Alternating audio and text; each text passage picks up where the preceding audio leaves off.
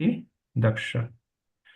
The chapter essentially has 44 verses um, divided into three categories.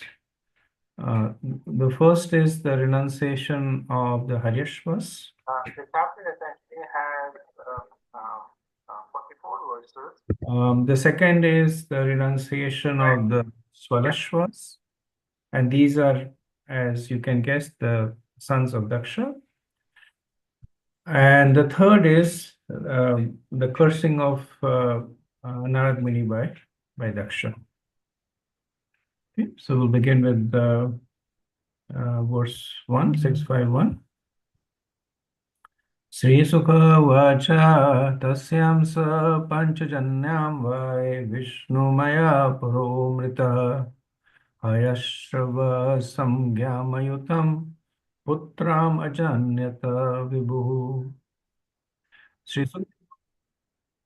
Sukadeva Goswami continued, impelled by the illusory energy of Lord Vishnu, Prajapati Daksha begot 10,000 sons in the womb of Panchajani, Asikni.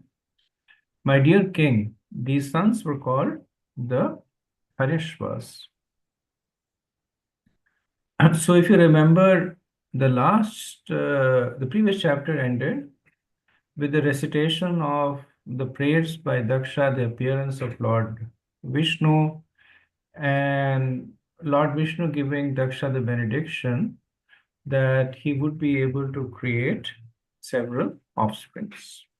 And we had this discussion that this was essentially a reciprocation for the mood of Daksha. The appearance of the Lord in different circumstances have resulted in immense spiritual benefits. But Daksha here was basically asking for something specific. And even though it was something that was in the plan of the Lord, because the Lord did want the universe to be populated, but those who are more materially inclined engage themselves in that service. So the Lord benedicted Daksha to be able to do that. And Sukadeva Goswami says, impelled by the illusory energy of Lord. Right. So because Daksha had this desire to come under the illusory energy, the Lord extended it to him, and he begot 10,000 sons in Panchajani, who is also known as Asikni, and they are collectively known as the Harishvas. Next verse. Apradak dharma shilaste sarve dakshanan nrpa pitraprokta praja sarge prachitam prayordasham. My dear king, all the sons of Prajapati Daksh were alike in being very gentle and obedient to the orders of the father. When their father ordered them to beget children, they all went in the western direction. So Sukadeva Goswami also makes this point that the 10 children were alike. So we see that they move in a group, pretty much like the Prachetas did also. That when they were ordered by Daksha, they moved in a group to basically do the purificatory samskars to have children. And when they are preached by Narad Muni, they move in a group again to spiritual advancements. So that's why Sukadeva Goswami, he makes this point that they were aprathak. So they were similar to one another in character. It's not that one of them said that you guys go ahead, I'll go the Grasta route, or somebody said I'll become a sannyasi. They all kind of move together because of the aprathak, the similar nature. Verse 3. Tatra Narayana Saras Tirtham Sindhu Samudraya Sangamo Yatra Sumahan Muni Siddha Nishevitam. In the west, where the river Sindhu meets the sea, there is a great place of pilgrimage known as Narayan Saras. Many sages and others advanced in spiritual consciousness live there. So this is on the order of Daksha. They went to the Narayan Saras. So, one may question that if Daksha wanted them to engage in procreation, why is he asking them to go to Narayan Saras, which is mentioned here that those in advanced spiritual consciousness live over there.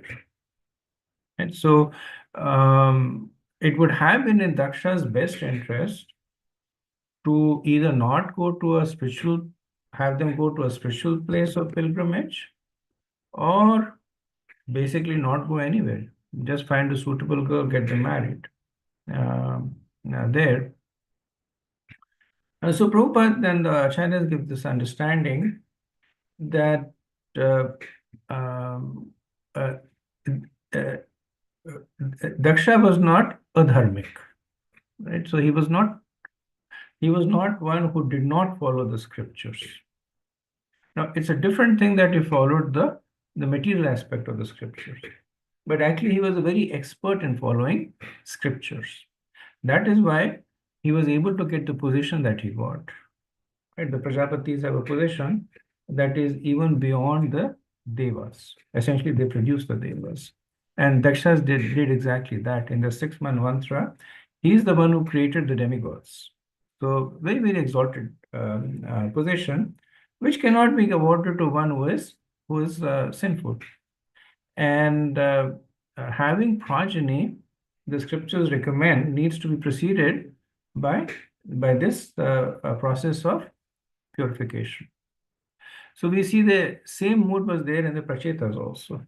Then when Prachinapari asked them to have children, then the first thing they did was, right, let's go and perform austerities. In the third canto, same mood of Kardama Muni.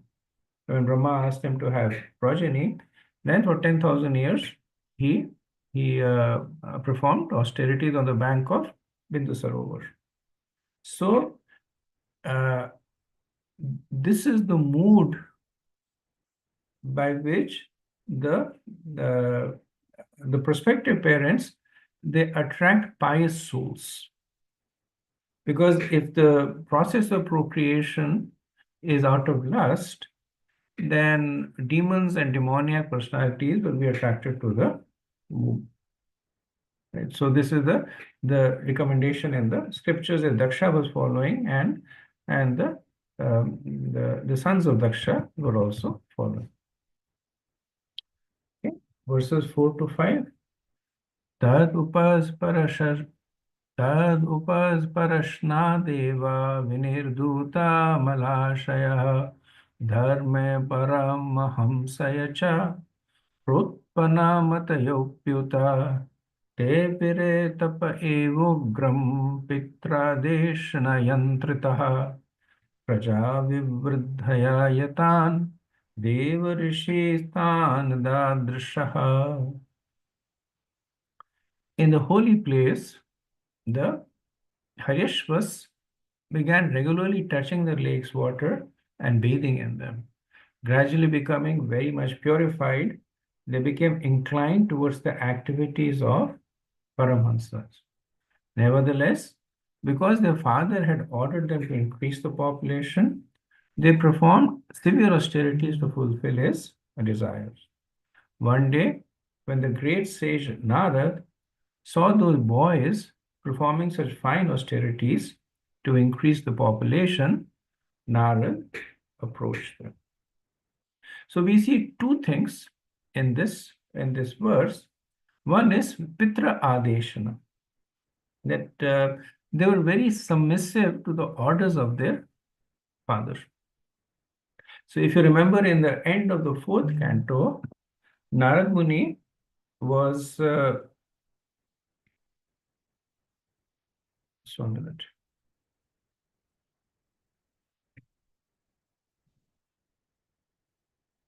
So in the 4th canto, we see that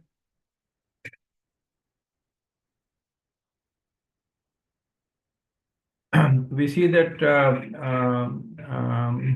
Narad Muni was very much attracted to the Prachetas uh, because they were obedient to their father.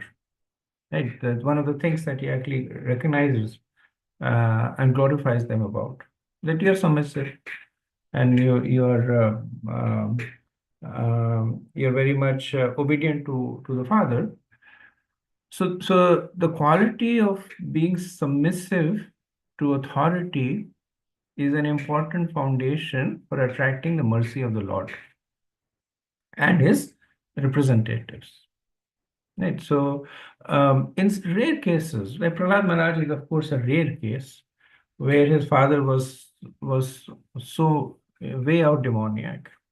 Right. And even then we see that Prahlad Maharaj, he displayed all the qualities of being uh, humble, polite, trying to placate his father. He didn't go away from his from what Narad Muni had taught him. But nevertheless, we see him displaying the good qualities of a son, at least from a cultural perspective.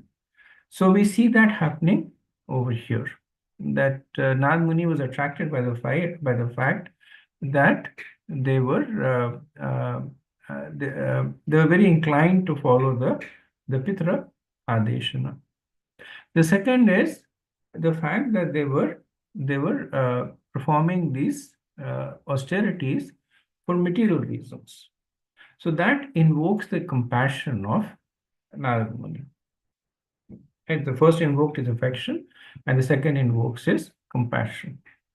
That these are personalities that were that had all the qualities for making spiritual advancements. And because they did not have the proper guidance, they were moving in a different directions. So driven by this, Narad Muni quickly approaches them. Verses 6 to 8. Vacha chata haryavasaha katham sarakshata vaipraja अदृष्ट अदृष्ट्वान्तं भुवो यूयं बालिसबतपालकः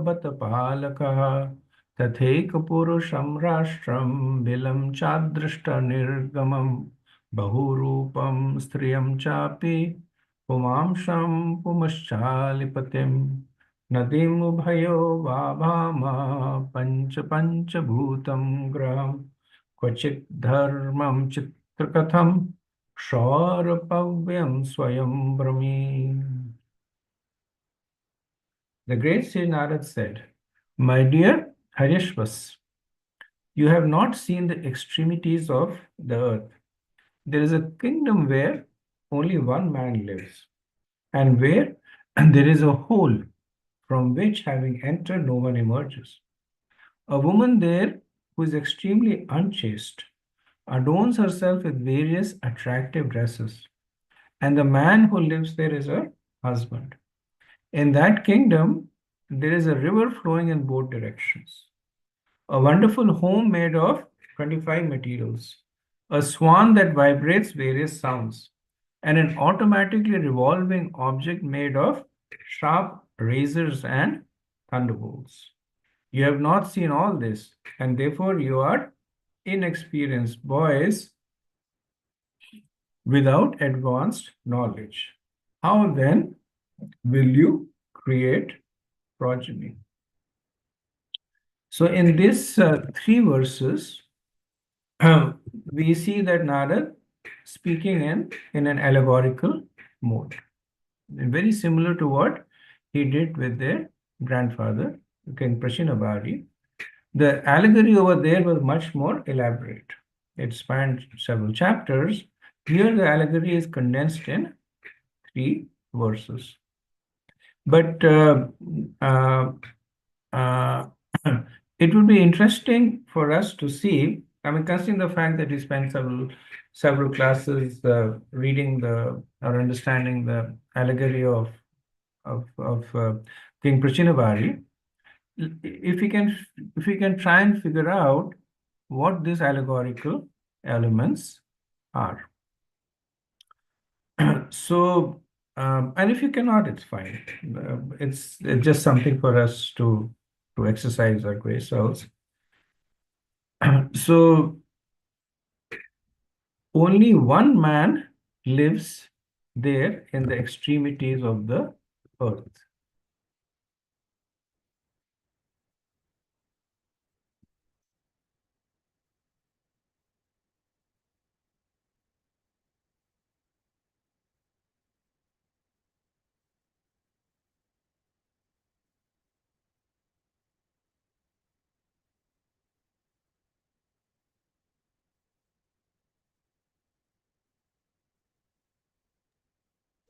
Is it deaf, Prabhu? I'm sorry, Prabhu, say that again. I say, is it deaf? It is not death. It basically points to the it only one man lives. Essentially, it points to the jiva. So I'm sorry. Only one man lives essentially points to the Supreme Lord. So he now kind of starts off by giving the unique position of the Lord, right? Then he said, "You have not seen the extremities of the earth."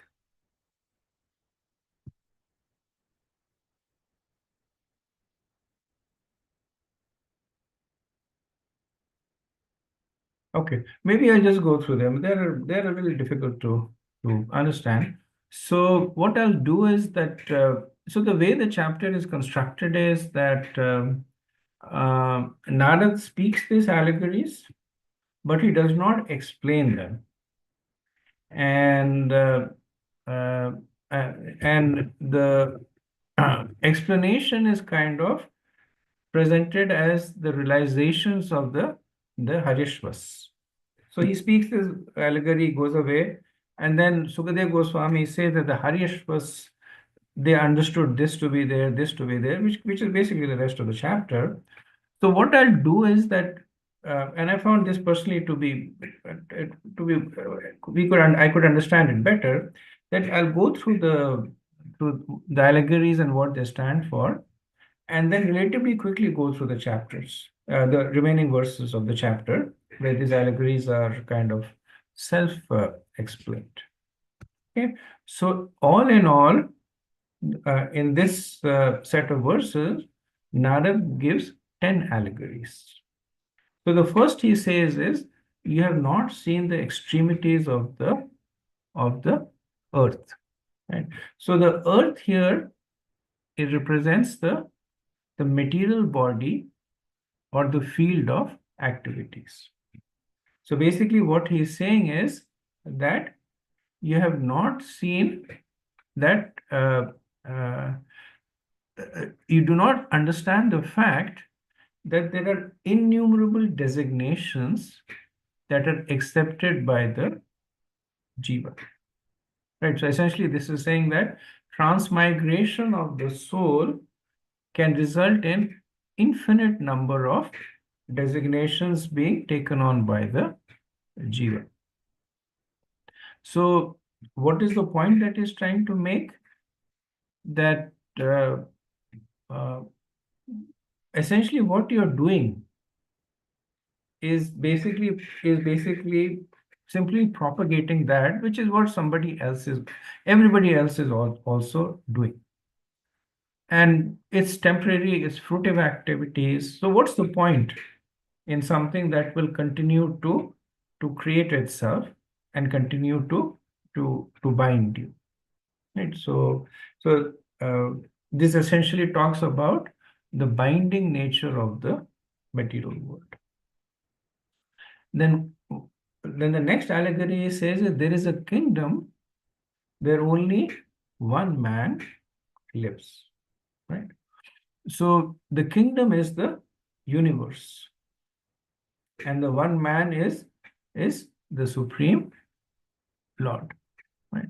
So the previous allegory was deprecating material endeavors. This allegory is is getting the focus on spiritual endeavors. So previously he said, don't worry about this material cycle of rebirth. So then they may say, what should I worry about? They said, try and find out the Supreme Lord, who is the singular person in this material creation.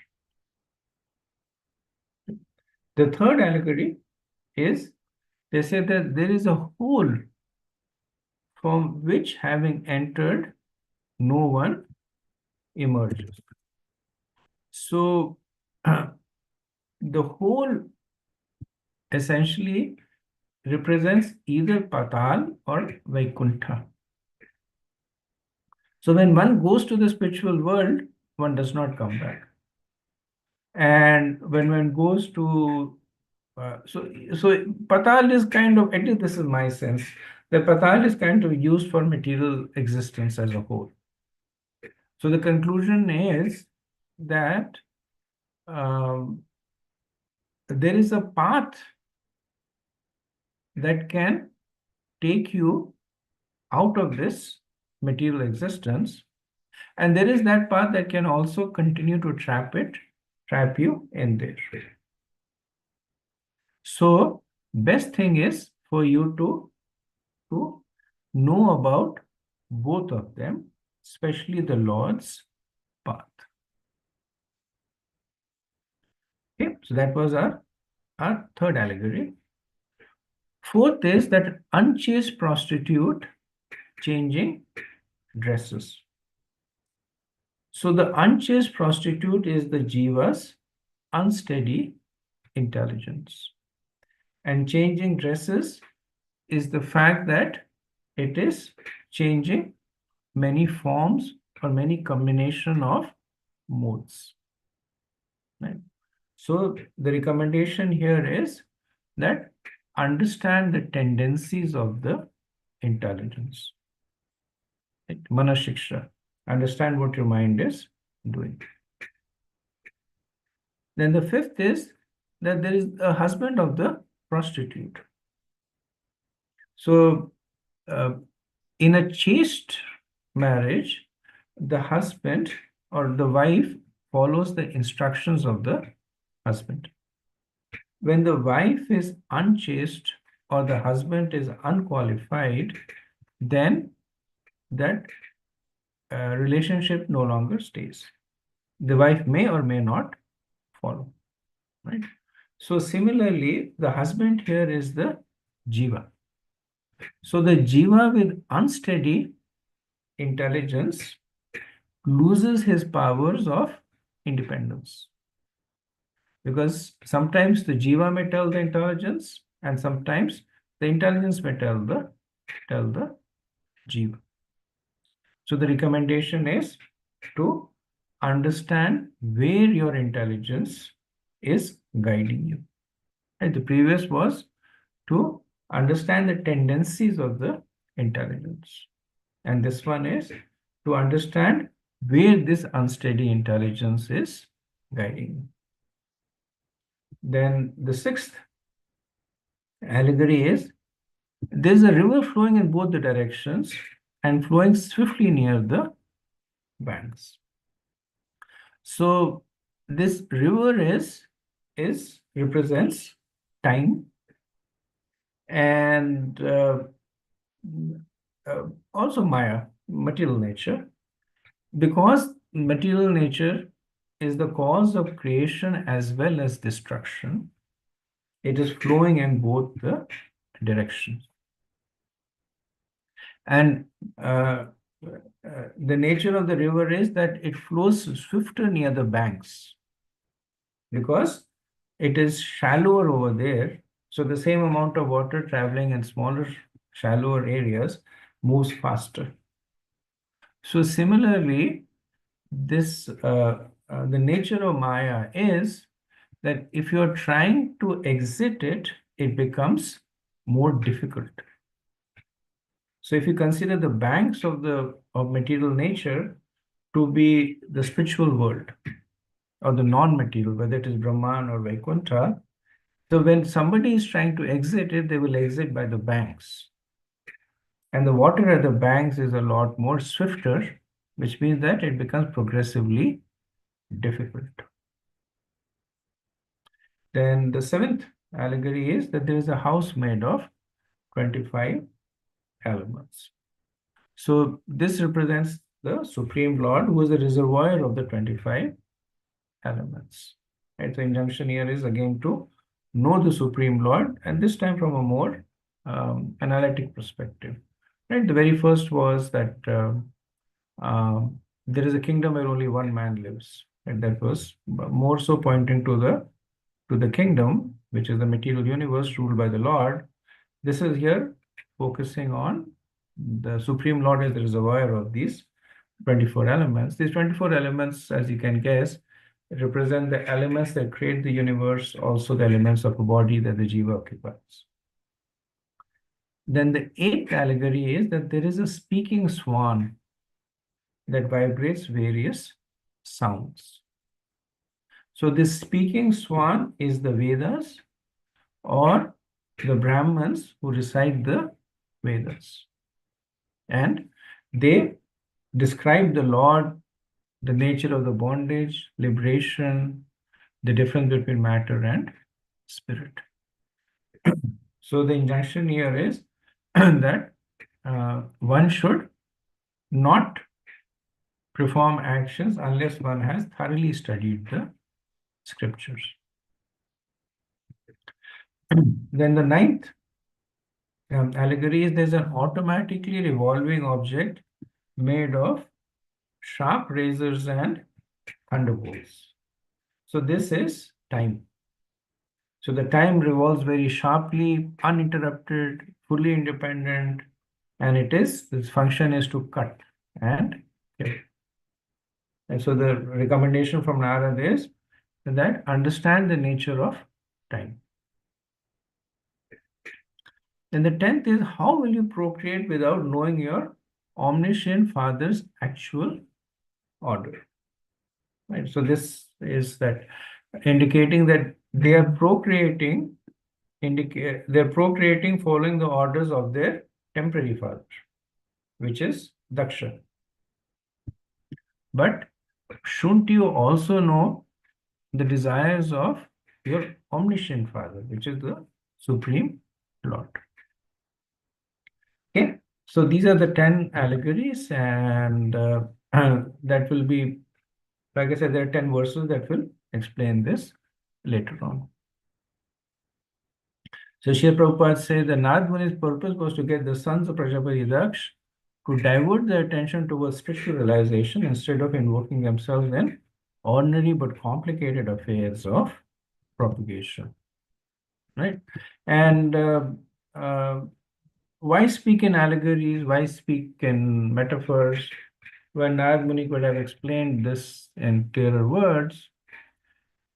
The reason again is, as we discussed earlier on, that the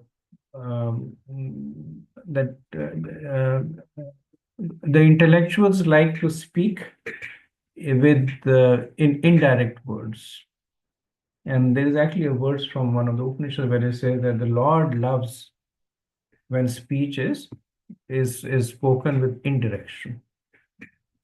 So it indicates advanced mental acumen, and when somebody else tries to understand it, they spend more time looking at it, so they get more realizations out of it. It also restricts the scope of the people who can understand it. So when confidential instructions are given, even they may be spoken openly, when they're spoken in these metaphors, then there is some kind of assurance that only qualified people will understand what is being spoken about. And often the metaphors themselves carry many nuances. So with the same metaphor, many messages can be spoken. So for this reason, Narad Muni, conversation between two very intellectually advanced people. So they're speaking as in metaphors. Okay. So after this, the set of verses are actually going to talk about each of the allegory, but I'm going to stop over here and see if there's any questions or comments.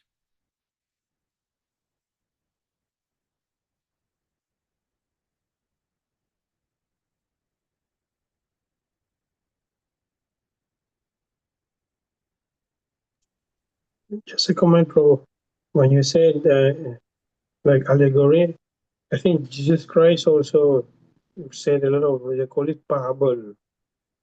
Uh, when Jesus Christ was talking to his disciple, he, he was speaking a lot of, in their way, they call it parable.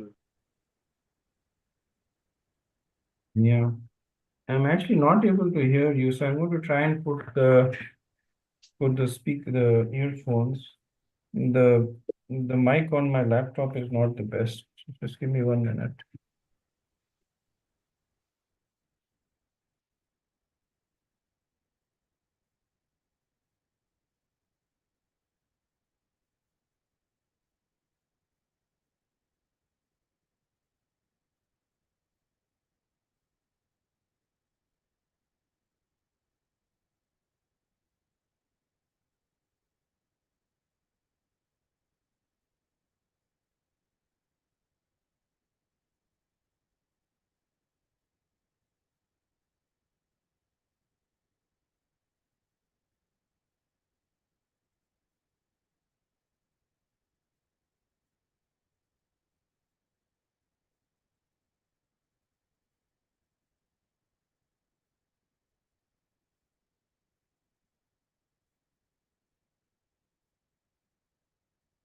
Can you hear me, Prabhu? Yes, Prabhu, can hear you. Okay, I can hear you a lot clearer. Prabhu, if you don't mind, if you can repeat, uh, I don't know if it was a question or a comment. No, it was a comment. I say when Jesus Christ was on earth, he also was talking a lot in allegories, like parable, they call it. Yeah. Yeah. It seems to be a standard feature in scriptural writings, speak in allegories and parables and riddles. And um, I guess the reasons are also the same, similar reasons. Yeah, thank you.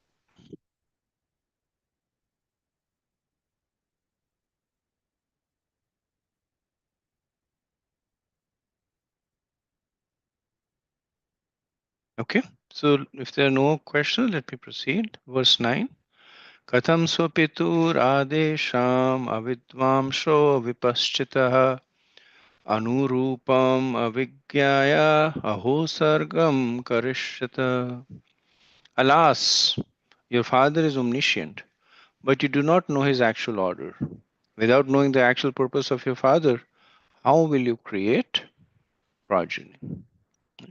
So Narad here is uh, uh, talking about, he gets down to the root at the beginning because they're following the orders of their father, and Daksha, he addresses the root cause that when he says your father is omniscient, then they understand that they're not talking about Daksha, but they're talking about Krishna.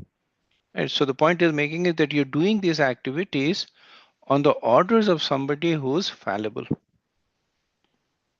So try and determine what is the desires of one who is your real father, who's omniscient. And only then you should plan on your next steps. Okay, verse 10. Sri Sukha Vacha Tannishamayatha Haryashva Outpatik Manisha Vachakutam Tu Devarishe Swayam Vimam Shurdeya. Sri Sukdev Goswami said, hearing these enigmatic words of Narad Muni, the Harishvas considered them with their natural intelligence without help from others. So, as I mentioned, that when Narad Muni had given the allegoric story to Maharaj Prachinabhari, then in 5 chapters he had explained the allegory. And then after that, he had again summarized the explanation. So, first he had explained the allegory, and then he had summarized the explanation also. However, considering the Haryashvas to be intelligent, he does not explain the analogy and lets them figure it out. Now, it's interesting to note. So, if you look at the parampara, at the lineage, sorry, Narad is the cause of liberation of Dhruv Maharaj, of King Prachinabari, of the Prachetas, of the Haryashvas and the Savalashvas. Right. So he has been giving his mercy to the descendants of King Utanpad for millions of years, but he has been doing it differently. Right. So with Prachinabari, he gave an elaborate allegorical story. He gave an elaborate explanation. With Dhruva, he did something completely different. He said, "You want material opulence? Go chant Om Nam Bhagavate Vasudevaya. You'll get material uh, uh, opulence." Then with the Harish Vasas, he just speaks three or four verses, and says, "Figure it out." Right? With the Saval Vashas, it's not even clear that what he said. He just said, "Follow your brothers." Right? So, uh, as an expert preacher, Narad Muni follows what, and this is more of an, I guess it's more of an ISKCON term, like different shloks for different folks. Like not everybody will be inspired by the same preaching technique. Some of them he speaks clearly. Dhruva was angry. He did not even try to preach him, but he relied on the mantra to purify him. Prachinabari was very much into material activities, so he painted a grim allegorical picture of the material world. To the Prachetas, very little preaching. He um, um, just appreciated them, and then Lord Shiva came and gave them the stotras. So uh, this phrase kim asat karma bhavet, that what is the point in these activities, is actually a refrain, right? So um, no, I'm sorry. Essentially, what it means is that uh, um, kim asat bhavet literally means what is the point in these activities, right? So this is what the 10,000 um, Haryashvas will collectively conclude.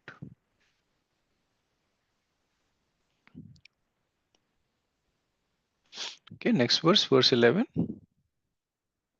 भूक्षेत्रं जीवसंज्ञं यत् अनादि निजबन्धनम् अदृष्ट्वा तस्य निर्वाणं किम् असत्क्रमभिर्भवेत्. So now we will see the Prachetas, I'm sorry, the Haryashas, figuring out the analogy about it. And as I mentioned that um, the last line of the verse, and this will be there in all the verses where the allegory is being deciphered, is Kim Asat Kramabhir Bhavet. So Kim means what benefit, Asat Kramabhir means temporary fruitive activities, Bhavet means will give. So um, uh, the way to understand the way the Haryavashas understood is that they understood the analogy, and with that they also understood the constant companion understanding, which is Kim Asad Kramabhir Bhavet. That what is the point in these activities, right? So, for instance, let's take this verse. It's its translation goes as follows. The Harishvas understood the meaning of Narad words as follows. The word bhuhu, the earth, refers to the field of activities. The material body, which is the result of the living entity's action, is this field of activities, and it gives him false designations. Since time immemorial, he has received various types of material bodies, which are the roots of bondage to the material world. If one foolishly engages in temporary fruitive activities and does not look forward to the cessation of this bondage, what will be the benefit of these actions? Right. So the last phrase, what will be the benefit of this action, is a refrain. Kim asat kramabhir bhavet. Right. So this is the explanation of the first analogy, which is of the first um, uh, metaphor, that was not seeing the end of the earth. Right? So the earth refers to the subtle body, jiva samyagyam, which is the eternal cause of bondage of the body. So what is the uh, uh, what is the result of this insubstantial karma of procreation? So Srila Prabhupada writes that the Harishvasas, the son of Prajapati Daksh, could immediately understand the purport of Narada's instructions. A Krishna consciousness movement is specially meant for such enlightenment. We are trying to enlighten humanity so that people may come to the understanding that they should work hard in tapasya of self for self-realization and freedom from the continuous bondage of birth and death. Right? So this purport essentially is capturing the spirit of the instructions of Narad Muni. That understand your nature, your current entanglement, understand the nature of the process to exit that entanglement, and then follow through. Okay, next verse 12. Eka eva shvarasturyo bhagavan swashraya parah tam adrishtva bhavam pumsha kim sadkramabhir bhave. Narad Muni had said that there is a kingdom where there is only one male. The Harishvasas realized the purport of this statement. So Srila Prabhupada puts this in brackets just to correlate the um, whatever the allegory that was stated to the realization. It's not really a part of the verse, right? But Prabhupada puts it, and that's why he puts it into brackets to indicate that it's an interpolation from his side to help us correlate the realization of the Haryavashas uh, with the allegory that was made, right? So this is the allegory that there is only one male, right? And now, what is the realization? The only enjoyer is the Supreme Personality of Godhead, who observes everything everywhere. He's full of six opulences and fully independent of everyone else. He is never subject to the three modes of material nature, for he is always transcendental to this material creation. If the members of human society do not understand him, the Supreme, through their advancement in knowledge and activities, but simply work very hard like cats and dogs all day and night for temporary happiness, what will be the benefit of their happiness? Right. So, as Prabhupada mentioned, that this verse explains one kingdom with one person. So, the kingdom is this material universe, and the person is the Supreme Lord. And not seeing the Lord means not perceiving Him through worship, which essentially means that not engaging in devotional service. So Srila Prabhupada writes that Nad Muni had mentioned a kingdom where there was only one king with no competitor. So this is the personality of Godhead who is beyond material manifestation. The Lord has therefore been described as Turiya. So if you remember in the Hamsaguhyam prayers, in the 26th verse, um, uh, um, in the praise Daksha, he glorifies the Lord as Turiya. Right? Turiya is essentially um, the fourth state. So the three states are waking, sleeping, and deep sleep or dreamless sleep.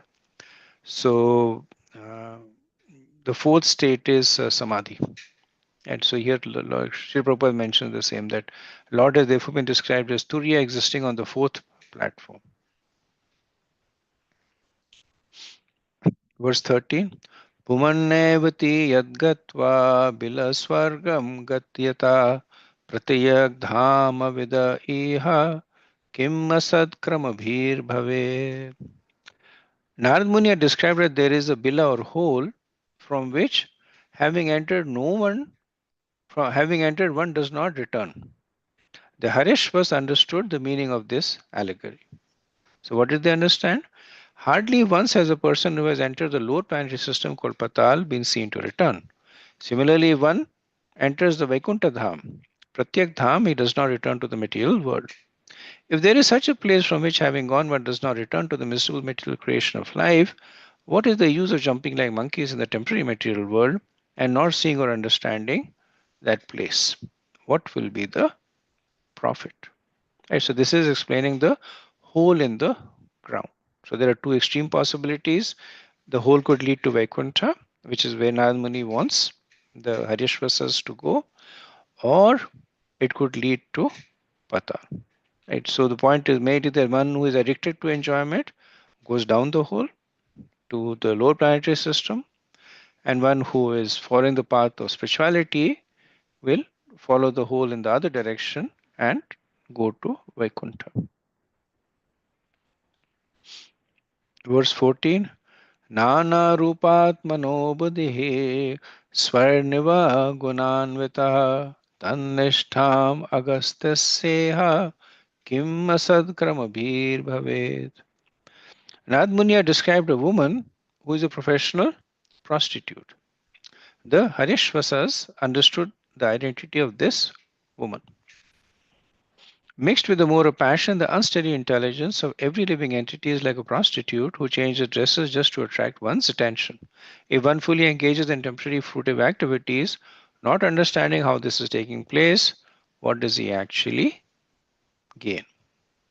And so the professional prostitute is material intelligence absorbed in many forms of enjoyment, but not in Krishna. Right? So the recommendation is that one should be discriminating about the object of intelligence. Right? So Srila Prabhupada talks about a practical example of it. He says that karmis change their profession at any moment. But a Krishna conscious person does not change his profession, for his only profession is to attract the attention of Krishna by chanting the Hare Krishna mantra. In a Krishna conscious movement, fashionable persons are taught to adopt one fashion, the dress of a Vaishnava with a shaved head and tilak. They are taught to be always clean in mind, dress, and eating in order to be fixed in Krishna consciousness. What is the use of one's dress? Sometimes wearing long hair and long beard, and sometimes dressing otherwise. This is not good. One should not waste time in such frivolous activities. Right? So, so I was quite struck by this point because um, it's something that you can very empirically see. So if you watch the videos of the devotees in the 60s, they look exactly like the devotees of now. Right? Almost 60 years have gone. They look exactly the same. They had shaved heads and shikha. They were wearing kurta, dhoti. The Mataji were wearing saris. But on the other hand, if you look at those who were not devotees, so in the 60s, they had long, at least the men, it was fashionable to have long hair, long sideburns, mustache and beards. They would wear clothes that were very like bell bottoms and very typical, very floral clothes. Now the focus is more on keeping the hair short and not having sideburns and dressing in a different way. And 20 years down the road, it'll be something else. But 20 years down the road, the devotees will still be dressing the the same. So it seems to be a minor point, but nevertheless, there is a lot of comfort in this constant, something that is constant. Not only is it constant over time, it's constant over places also. Right? Whether you're in India or US or China or wherever, the devotees dress the same. Right? It's not that they kind of you know dress in trousers and shirts in the West and etc. So uh, it, um, it creates a sense of of the fact that Krishna is always the same. That Krishna is there, the same Krishna 60 years ago, the same Krishna now. The same bhakti process 60 years ago or 500 years ago, the same bhakti process now. Right? So it gives a sense of comfort that these are things that have withstood the the impact of time, because time tends to destroy and change everything. But these are things that are under the protection of something that is beyond time, which is why Srila Prabhupada uses this as an example to glorify spiritual life. Okay, verse 15. Tatsang भ्रमतेतेश्वर्यं संसरन्तं कुभार्यवत् तद्गति अभुत्सेहा Kim asad Nad Muni had spoken of a man who is the husband of the prostitute. The Harishvas understood this as follows. If one becomes the husband of a prostitute, he loses all independence. Similarly, if a living entity has polluted intelligence, he prolongs his materialistic life. Frustrated by material nature, he must follow the movements of the intelligence, which brings various conditions of happiness and distress. If one performs fruitive activities under such conditions, what will be the benefit? So, the husband of a prostitute can neither protect the wife nor can he protect himself. Right? The duty of a husband is to first protect the wife and then protect the marriage to make spiritual advancements. But in this case, neither of that is possible. Similarly, a jiva that is married to his material intelligence is like a householder with a unfaithful wife. He can never be peaceful or happy. So, what is the message over here? That don't give importance to your material intelligence, right? And at a deeper level, that be aware where you want to go and align your intelligence to take you to that direction. Verse 16. Shashyapyaya karimayam vela kulana vejitam matasyatam avikyasya kim asadkramabhir bhavet. Nadmuni has said that there is a river flowing in both directions. The Harishvas understood the purport of this statement. Material nature functions in two ways, by creation and dissolution. The river of material nature flows both ways. A living entity who unknowingly falls in this river is submerged in its waves, and since the current is swift near the banks of the river, he is unable to get out. What will be the benefit of performing fruitive activities in that river of Maya? Right? So, this is the sixth allegorical point, that Maya is compared to a river that is both creating as well as destroying. It's flowing in both directions. So, at the time of creation, the elements appear from subtle to gross. Right? So, this is flowing in one direction, and at the time of destruction, the gross elements collapse into the subtle. So, this is moving in the other direction. And in this flow of creation and destruction, the river is flowing much more rapidly near the banks because it is shallower over there. Right. So if somebody is trying to emerge from the river, he has to contend with this swift currents, making it much more difficult to emerge. Right. So for one who has fallen in samsara, the place to get out refers austerity and knowledge. Right. But the influence of Maya is also stronger here. Right. So the banks of the river are compared to austerity and knowledge. If one is trying to get out of this material world, then one uh, uh, uh, cultivates knowledge and performs austerity. Now, the influence of Maya is also stronger on those who are engaging in these pursuits. So, those who perform austerity, they become hard-hearted, and those who advance in knowledge, they become proud. So they fall to the to this trap of Maya, that uh, while they are heading to the shores to get out of it, they are actually contending with the even more powerful form of Maya.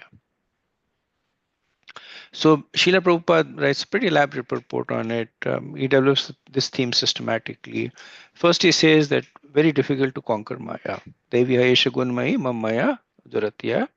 Then he says only way to do it is Mamevaya Prapadyante Mayametan Taranti Te. Right? And then Prabhupada explains that this is because, and then he gives a set of quotes.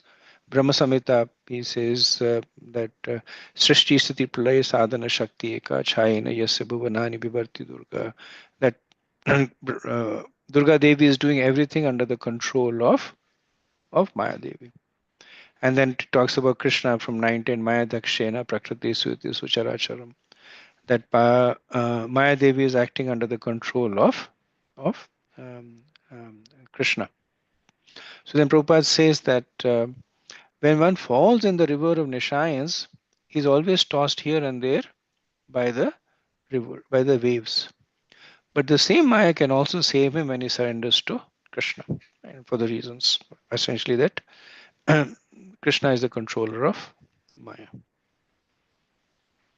Verse 17.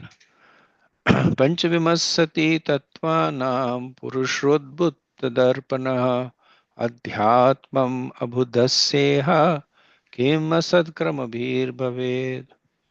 Nal Muni has said that there is a house made of 25 elements. The Harishvas understood this analogy. The Supreme Lord is the reservoir of the 25 elements, and as a Supreme Being, the conductor of cause and effect. He causes the manifestation. If one engages in temporary fruitive activities, non-knowing that Supreme Lord, what benefit will he derive? Right? So this is essentially seeing matter and seeing the Lord's hand beyond matter. So 25 elements, this we have come across different times, and there are some elements that are common, sometimes the elements are a little different. So firstly, in the 25 elements are the Chatur Panchas, right? The 4 fives. So there is the Pancha Mahabhuta, earth, water, fire, air, ether. There is the Pancha Karmendriyas, the voice, the legs, hands, anus, and genitals. There is the Pancha Jnanendriyas, the eyes, ears, nose, tongue, and skin. Then there is the Pancha Tanmatras. These are the object of the senses: smell, taste, form, touch, and sound. So these Chatur Panchas, they make 20. Then there is the mind, intelligence, and false ego, which makes it 23. Then there is the unmanifested stage of the three modes of material nature, which is Pradhan. Right, so that makes it 24. So this is with reference to Srila Prabhupada's purport in Bhagavad Gita 13.6 and 7. Now here it is mentioned that there are 25 elements. Now typically the 25th element is considered to be the Jiva. But contextually here it cannot be the Jiva, because he is being given separately as the observer. Right?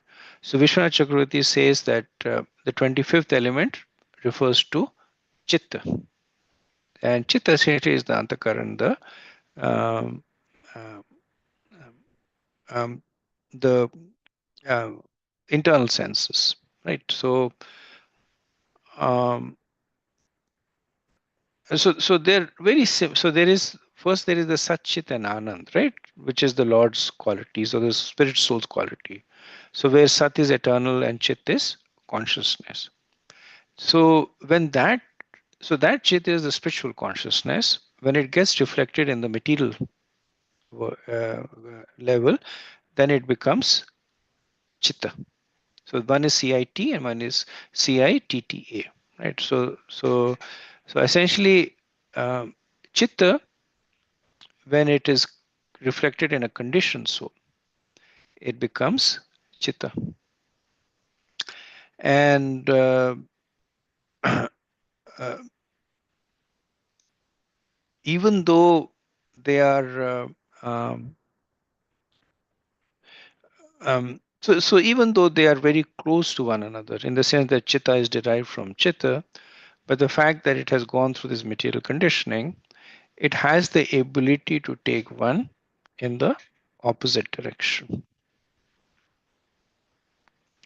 Okay, verse 18.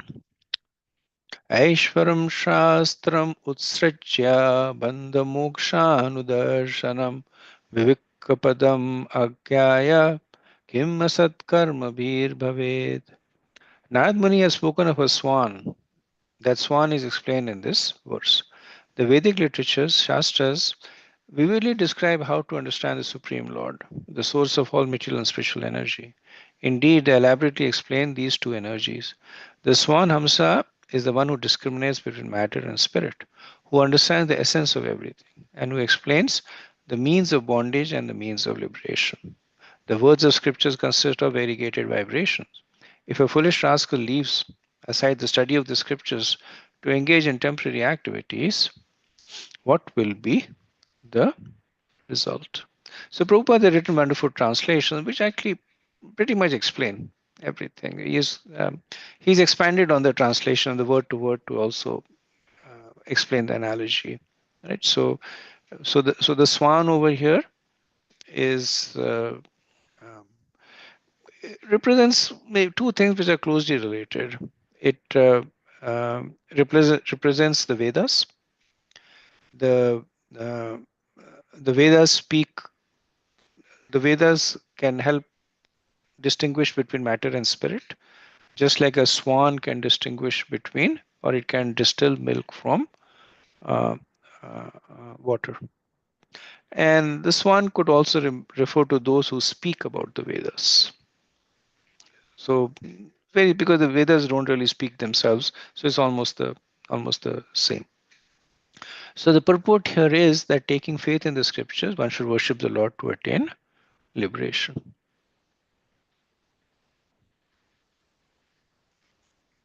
Okay, verse 19. Kalachakram brahmitikshnam sarvam nikarshaya jagat swatantram abhuddhasyeha kim asadkramabhir bhaved. Nand Muni had spoken of a physical object made of sharp blades and thunderbolts. The Harishvas understood this allegory as follows. Eternal time moves very sharply, as if made of razors and thunderbolts.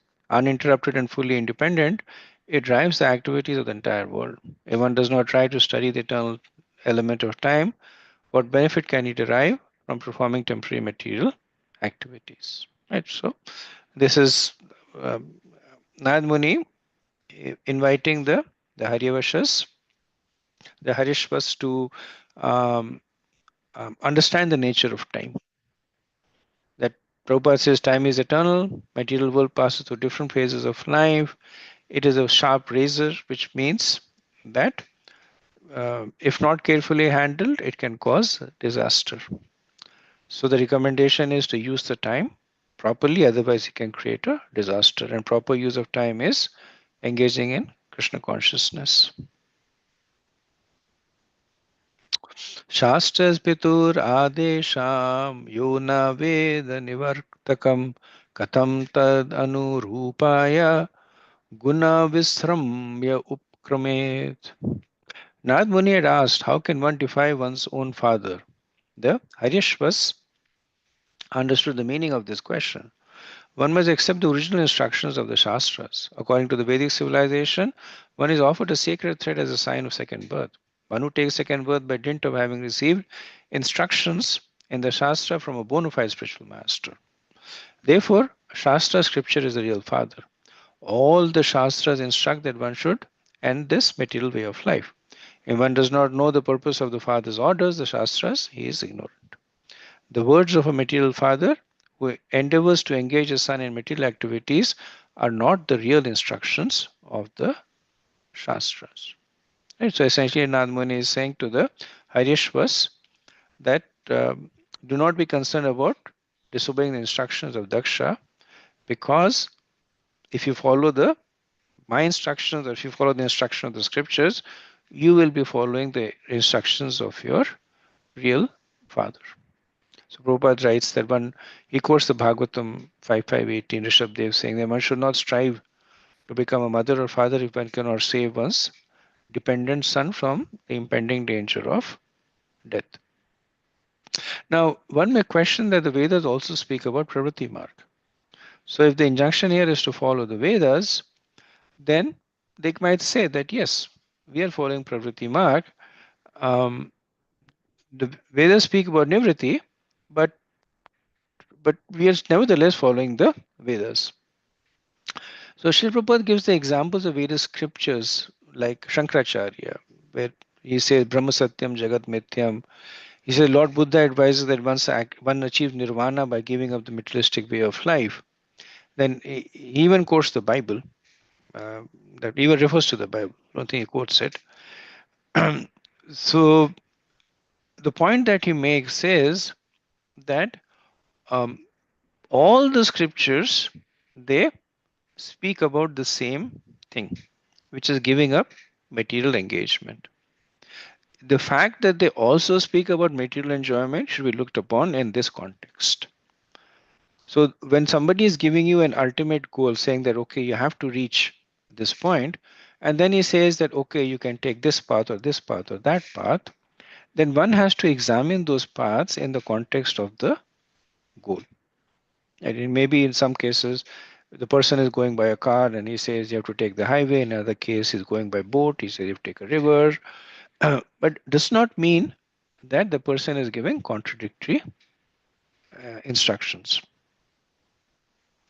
Now, at this point, one may also question that there are other Prajapatis, like Lord Brahma, Swambhavu Manu, Kardam Manu, who have been glorified for having progeny, but Daksha is being criticized. Right?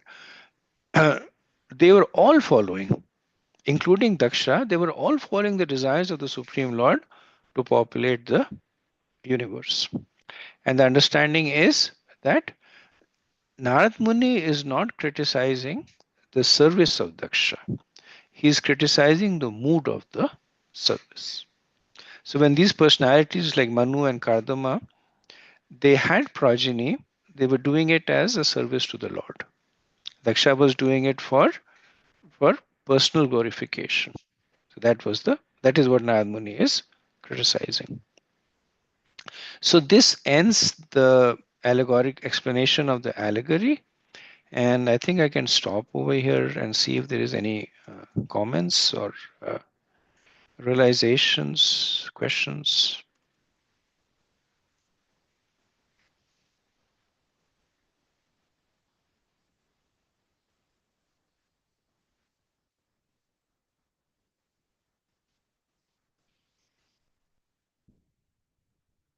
This is too heavy and straightforward.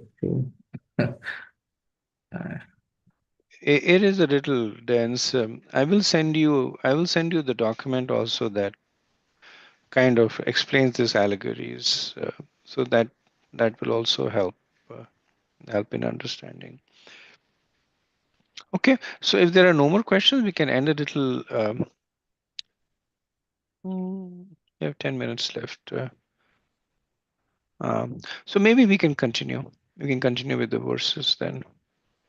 So we can continue to verse 21. Iti vyavasita rajan haryashavaikachetesha paryayustam parikramya panthanam anivartanam. Sukadeva Goswami continued, my dear king, after hearing the instructions of Narad, the Haryashvas, the sons of Prajapati Daksha, were firmly convinced. They all believed in his instructions and reached the same conclusion. Having accepted him as their spiritual master, they circumambulated that great sage and followed the path by which one never returns to the world. So Sukadeva Goswami is glorifying the Vyavasita. Right? So Vyavasita Buddhi Reke Kuru Nandana. Right? Krishna talked about Vyavasita being that firm conviction. So they became fixed in the conviction that whatever Narad Muni had told them was for their benefit. And they circumambulated. So Vishnu Chakravarti says that circumambulating means that they accepted Narad as their spiritual master. They drank the foot water of the Guru, offered him uh, um, their respects, and followed his instructions. So in the purport, Srila Prabhupada writes that Nad Muni, as a spiritual master, gave them Shastric instructions that they should give the material world, right? And the conclusion is that the endeavors of karmis are a useless waste of time. One should endeavor to return home back to Godhead. This is the perfection of life. Verse 22. Swarabrahmani nirbata rishikesh padambuje akhandam chitamaveshya lokan anucharan munihi. The seven musical notes sa, ra, ga, ma, pa, dha, ni are used in musical instruments, but originally they came from the Samved. The great sage Narad vibrates sounds describing the pastimes of the Supreme Lord. By such transcendental vibrations, such as Hare Krishna, Krishna Krishna, Hare Hare, Hare Rama, Rama Rama, Hare Hare, he fixes his mind at the lotus feet of the Lord. Thus, he directly perceives Rishikesh, the master of senses. After delivering the Haryashvas, Narad Muni continued traveling throughout the planetary system, his mind always fixed at the lotus feet of the Lord. Right? So, this describes the mood of Narad Muni and more generally the mood of a guru. Right? So, we saw the mood of the disciples that they heard attentively what Narad Muni said. The minds became fixed in the instructions. They circumambulated him for formalizing their relationship as disciples. They drank his foot water to indicate submission, and then they acted upon his instructions. Now, what is the mood of Narad Muni? That vibrating his veena, he he blissfully traveled.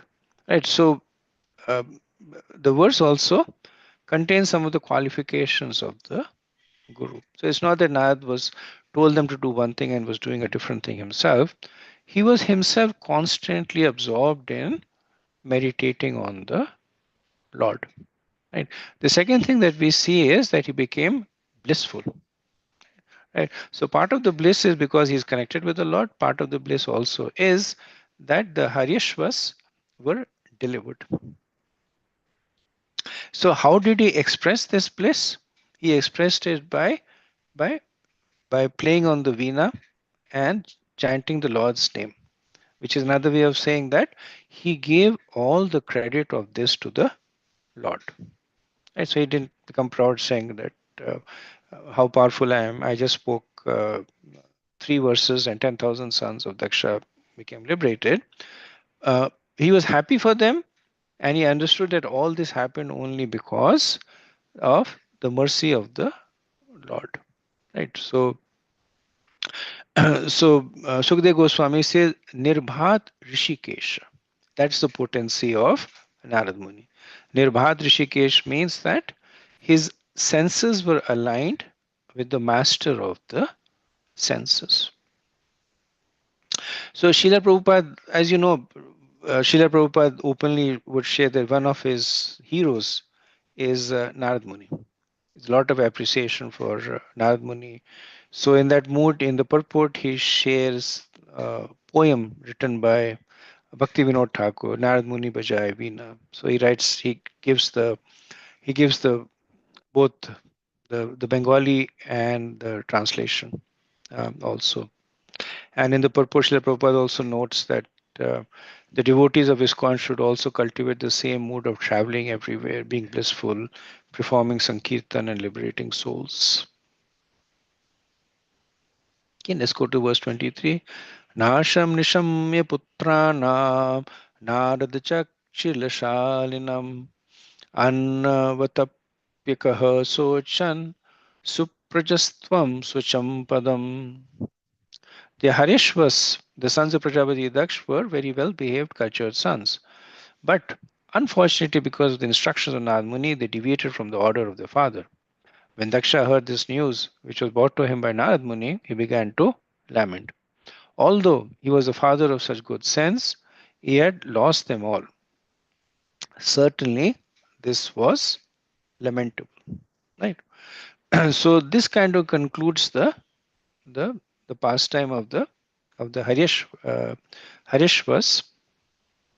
Now, when it is said that unfortunately they deviated, this is from Daksha's perspective, obviously not from Narad Muni's perspective or Sukadev Goswami's perspective. So we see the difference that in the Bhagavad Gita it is said that what is night for the transcendentalist is day for the materialist and vice versa. So in the previous verse, we saw that how Narad Muni became blissful. He became happy. In this verse, we see that how Daksha became dismayed. He said that I am the father of such good sons. So if the Harishvas were like scoundrels, then Daksha would have said they're useless sons. So Narad Muni took them away. That's fine. They could be a nuisance to me. But Sukadeva Goswami, he writes over here that they were well-behaved, cultured sons. Right. So they were sons for which the Daksha was proud, and the fact that he lost them made it even worse. Right? So sometimes we see when some young boys become devotees and the parents they lament, their lamentation is even more profound if they were going to some reputed college or if they had a good job, because then they think that so much potential is being wasted. Now we also see over here that who told Daksha this this news? It was delivered by Narad Muni himself. So maybe I'll end with this verse, but leave you with a question that why do you think Narad Muni personally delivered this news to Daksha?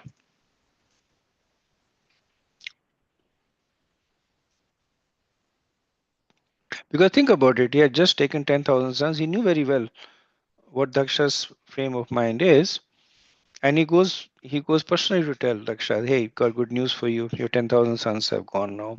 They're all renunciates." So why do you think Narad Muni did that?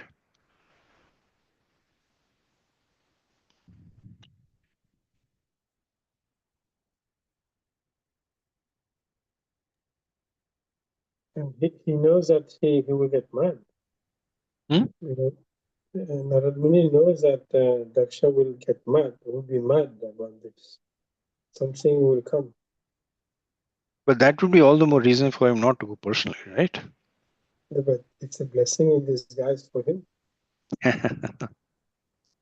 Narada Okay. Muni's primary purpose was uh, to be as a spiritual guide and the devotee of the Lord. So that's what he was trying to uplift the Harivanshas, to direct them towards the path of devotion and True, self-realization. I think you're very close to the answer. Yes, I mean the reason Narad Muni went to Daksha was because his primary purpose is to help people liberate. In his mind, he saw that this would be an opportunity to preach to Daksha. So we see in the case of King Chitraketu and some other cases that when a person is agitated, then they're a little bit more open to spiritual,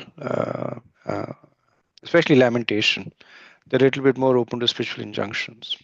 So Daksha is also what Nand Muni is what you call is as a transcendently cunning and opportunistic preacher. So in his mind, he thought, I'll tell him his 10,000 sons are gone. Daksha will start lamenting, and then I will also give him the same knowledge and liberate Daksha. But then we'll see that Daksha is made of a different material, so he basically does something else. Okay, so we'll end over here. We'll resume our discussion next week. Thank you very much.